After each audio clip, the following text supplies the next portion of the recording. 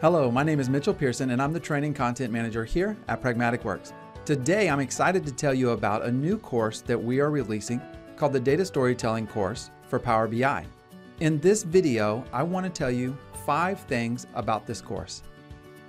This class is designed for the business user or IT professional who wants to help their business make informed decisions using their data analytics.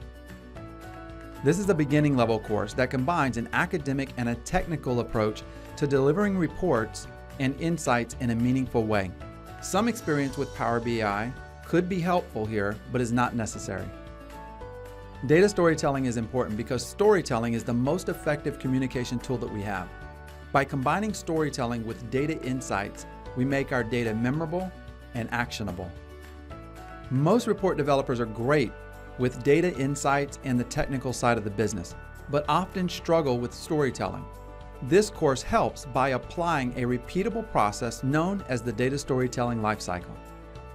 The key takeaway from this course is helping your business make informed business decisions by combining data analytics with an intentional narrative that's focused on a specific purpose and an end goal in mind.